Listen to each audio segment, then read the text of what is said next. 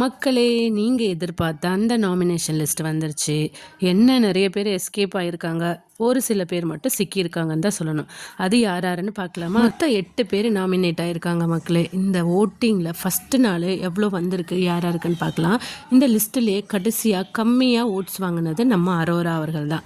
ஏன்டா இவங்களை ஷோவில் எடுத்தாங்கன்னு பல பேர் கொடி தூக்கிட்டு வந்தாங்க. ஆனால் சில பேர் இவங்களா அப்போ பல பல கண்டென்ட் ஷோவில் பார்க்கலாமே அப்படின்னு நினச்சி இருந்தாங்க. அவங்க எதிர்பார்த்த மாதிரி அரோரா, துஷார் மற்றும் கமர்தீன் இவங்க கூட பண்ணின க்ளோஸான மூவ்ஸ் எல்லாம் பல பேரை மூஞ்சி சுளிக்க வச்சுருந்துச்சு. போன வாரம் ஓட்ஸ் இல்லாமல் இருந்த அரோரா கண்டிப்பாக எவிட் ஆகிடுவாங்கன்னு தான் எதிர்பார்த்தோம். ஆனால் அப்சராவை எவிக் பண்ணி அன்ஃபேரான ஒரு எவிக்ஷனை பண்ணாங்க. அட போங்கடா, இந்த விஜய் டிவிக்காரங்களே இப்படி தான் அவங்க இஷ்டத்துக்கு எவிக் பண்ணுவாங்க. சரி, அதை விடுங்க மக்களே. இந்த வாரம் நிறைய பேர் வசமாக மாட்டியிருக்காங்க. அதில் அரோராவும் ஒருத்தவங்க. ஸோ காப்பாற்றுறேன்னு நினச்சி நல்ல பிளேயருக்கு வாய்ப்பு இல்லாமல் பண்ணிடாதீங்க. இவங்க 8000 ஓட்ஸ் இப்போ மொதல் நாள் வாங்கியிருக்காங்க.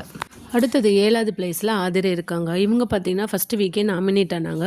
அந்த நாமினேட் ஆன ஃபஸ்ட்டு வீக்கு ஓட்டிங்கில் டாப்பில் இருந்து 1 lakh கிட்ட ஓட்ஸ் வாங்கினாங்க. பட் என்னது, அடுத்தடுத்த வாரம் இவங்களோட அதாவது இவங்க எஃப்ஜே கூட கொடுக்குற லவ் கண்டென்ட் எல்லாம் சகிக்கலன்னு தான் சொல்லணும். மக்களும் இவங்களை கொஞ்சம் கொஞ்சமாக வெறுக்க தொடங்கிட்டாங்க. பார்க்கலாம் இந்த வாரம் இவங்களுக்கு எப்படி ஓட்ஸ் வருதுன்னு. இவங்க இப்போ வரைக்கும் 8000 ஓட்ஸ், அதாவது இவங்களும் அரோராவும் ஆதிரையும் கிட்டத்தட்ட சேமாக தான் ஓட்ஸ் வாங்கியிருக்கிறாங்க. ஓட்ஸ் இப்படியே போச்சுன்னா ஆதிரை எவிக்ட் ஆகிறதுக்கு வாய்ப்புகள் பிரகாசமாக இருக்குது மக்கள். ஆதிரைக்கு மேலே ரம்யா ஜோ இருக்காங்க. இவங்க கிட்டத்தட்ட 10,000 ஓட்ஸ் வாங்கியிருக்காங்க. ஓட்ஸ் எல்லாம் நல்லா தான் இருக்குன்னு சொல்லலாம். ரம்யாவுக்குன்னு ஒரு ஃபேன் பேஸ் இருக்கிறத பார்க்க முடியுது. நல்லா ப்ளே பண்ணுறாங்க. பட் என்ன, இந்த பொண்ணு அடிக்கடி வார்த்தையை விட்டுருது. ஸோ அது ஒரு கான்ட்ரவர்சியாக மாறுது. முக்கியமாக வாட்டர்மெலன் திவாகருக்கு. அவர் எப்போ நாமினேஷன் போனாலுமே ரம்யா ஜோ தான் சொல்கிறாரு. என்ன சொல்கிறாருன்னா, ரம்யா ஒழுங்காக பேசுறதில்ல, டீசெண்டாக பேசுறதில்ல, அப்படி இப்படின்னு சொல்கிறாரு. இவங்க 2 பேருக்குள்ளே ஒரு கோல்டு வார் போயிட்டு தான் இருக்குது. ஸோ ரம்யா இந்த வாரம் கண்டிப்பாக காப்பாற்றப்படுவாங்க. மேற்கொண்டு அடுத்தடுத்த வாரங்களில் அவங்களுக்கும் வாய்ப்பு இருக்குது. பார்த்து விளையாடுறா சரி. 5வது பிளேஸில் துஷார் இருக்கார். இவர் இப்போ வரைக்கும் 15,000 ஓட்ஸ் வாங்கியிருக்காரு. ஆனால் இவர் எதுக்கு வந்தார்னு தான் தெரியல. Vijay Sethupathi sir last Saturday எபிசோடில் ஒரு இன்டைரக்டாக ஒரு வார்னிங் கொடுத்தாரு. ஆனால் அந்த வார்னிங் துஷாருக்கு ரீச் ஆன மாதிரியே தெரியல. ஃபஸ்ட்டு வீட்டு தள்ளையாக ஒரு வாய்ப்பு கிடச்சுமே அது அரோரா கூட சேர்ந்து அந்த வாய்ப்பை கெடுத்துட்டாரு.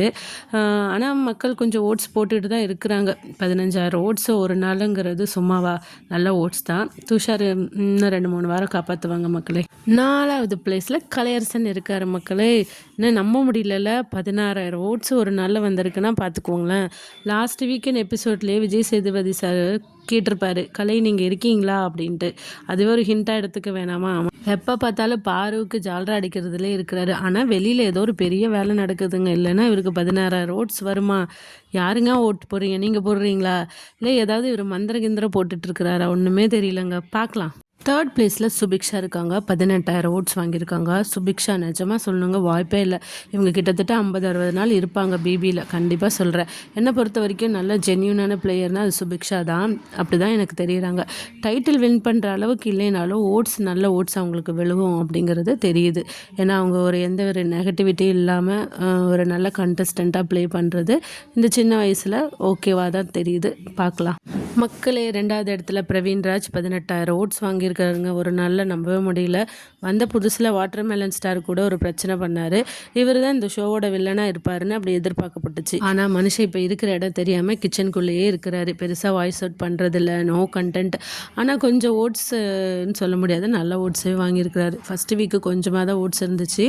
பட் இப்போ மக்களுக்கு பிடிச்சிருக்கு போல், நல்லாவே ஓட்ஸ் வாங்கியிருக்கிறாரு. மக்கள் எப்படி இவரை காப்பாற்றிடுவாங்க? இந்த ஓட்டிங் லிஸ்ட்டிலே யார் ஃபஸ்ட் பிளேஸில் இருக்காங்கன்னு சொன்னால் சத்தியமாக நீங்கள் நம்ப மாட்டீங்க மக்களே. நம்ம வியானா தான். இவங்க க்யூட்டாக இருக்காங்கன்னு ஓட்ஸ் வருதா, இல்லை சண்டை எதுவும் போட மாட்டுறாங்கன்னு ஓட்ஸ் கொடுக்குறாங்களா என்னன்னு தெரியல. ஒரு ஐடியாவும் இல்லைங்க. ஆனால் ஃபஸ்ட் வீக்லேருந்தே இவங்களுக்கு ஒரு நல்ல ஓட்ஸ் வந்துட்டு தான் இருக்குது. இப்படியே போச்சுன்னா வியானா 100 டேஸ் கிட்ட இருப்பாங்க. சும்மா சொல்லக்கூடாது. அப்பப்போ அவங்க எமோஷன்ஸை வெளிப்படுத்தி நானும் இந்த ஷோவில் இருக்கேன் அப்படிங்கிறத காமிச்சிட்டு தான் இருக்காங்க.